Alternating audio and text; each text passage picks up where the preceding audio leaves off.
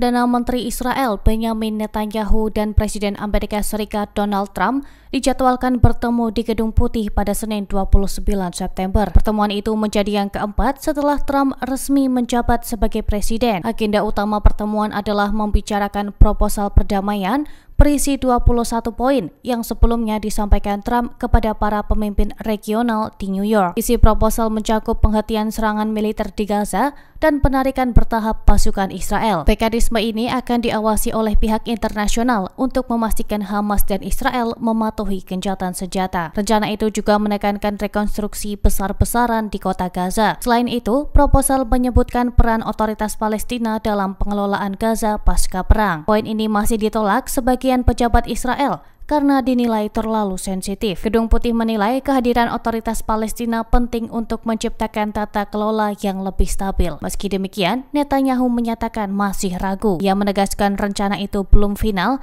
dan akan dibahas lebih lanjut dalam pertemuan dengan Donald. Presiden Amerika Serikat Donald Trump resmi mengumumkan proposal perdamaian berisi 21 poin untuk mengakhiri konflik di Gaza, Senin 29 September. Rencana ini dipaparkan Trump di sela-sela sidang umum PBB, sekaligus saat bertemu dengan beberapa pemimpin negara Arab dan Muslim. Proposal menyoroti penghentian perang, pembangunan kembali Gaza, serta jalan menuju pembentukan negara Palestina di masa depan. Infrastruktur, sekolah, rumah sakit, dan program pemulihan ekonomi disebut sebagai fokus utama pembangunan. Selain aspek keamanan, rencana itu juga menekankan bantuan kemanusiaan dan program ekonomi demi menciptakan stabilitas jangka panjang. Salah satu poin kontroversial adalah desakan agar warga Palestina tetap berada di Gaza. Hal ini berbeda dengan sikap Trump sebelumnya yang sempat mendukung relokasi permanen 2 juta penduduk. Trump mengaku optimis dengan keberhasilan rencana tersebut. Ia menyebut negosiasi intensif sudah berlangsung selama beberapa hari. Semua negara di kawasan disebut telah terlibat dan Hamas telah mengetahui isi diskusi. Namun Perdana Menteri Israel Benjamin Netanyahu menolak gagasan pembentukan negara Palestina di dekat Yerusalem. Ia menilai hal itu berbahaya bagi keamanan Israel.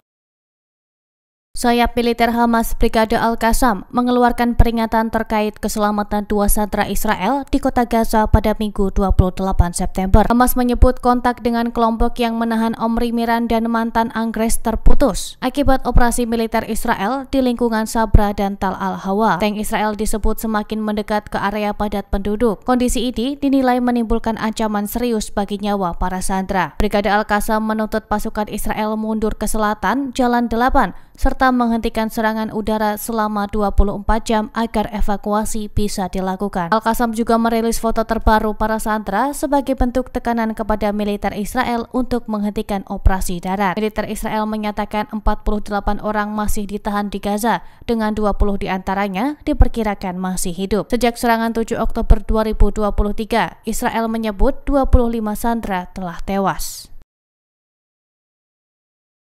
Aktivis lingkungan asal Swedia, Greta Thunberg, menegaskan keikutsertaannya dalam armada global sumut flotilla bukan demi publisitas. Greta ikut dalam rombongan 52 kapal yang membawa bantuan kemanusiaan menuju Gaza. Armada tersebut bertujuan menyalurkan makanan dan obat-obatan bagi warga Palestina. Israel sebelumnya mengejek aksi ini dengan menyebut kapal yang ditumpangi Greta sebagai kapal pesiar selfie. Dalam wawancara, Greta menyatakan tidak ada yang akan mempertaruhkan nyawa hanya untuk perhatian publik. Ia mengatakan kehadiran armada itu bukan hanya misi kemanusiaan, tetapi juga pesan solidaritas kepada rakyat Gaza. Menurutnya, ketika pemerintah gagal bertindak, maka rakyatlah yang akan mengambil langkah nyata. Badan internasional selama ini berusaha mengirim bantuan, namun akses dibatasi oleh Israel. Tujuan armada adalah mematahkan blokade laut Israel yang dinilai ilegal dan tidak manusiawi.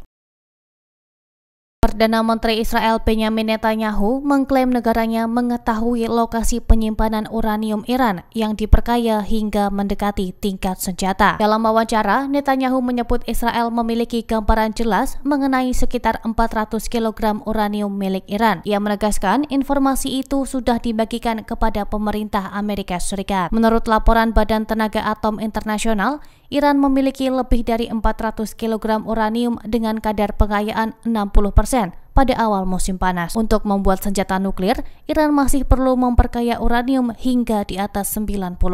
Namun kemampuan Iran setelah serangan Amerika dan Israel pada Juni lalu masih menjadi perdebatan. Iran berulang kali membantah tengah mengembangkan bom nuklir. Ketika ditanya soal kemungkinan Israel menyita uranium tersebut, Netanyahu tidak memberikan jawaban langsung. Ia hanya menegaskan bahwa tekanan diplomatik dan ekonomi harus terus dilakukan agar Iran menghentikan ambisi nuklirnya. Sementara itu, PBB memberlakukan kembali sanksi kepada Iran pada Sabtu malam. Langkah ini dipicu oleh tuduhan dari Inggris, Prancis, dan Jerman yang menilai Iran melanggar perjanjian nuklir JCPOA 2015. Perjanjian itu awalnya ditandatangani Iran bersama 6 negara besar. Namun Amerika Serikat menarik diri pada 2018 saat dipimpin Donald Trump.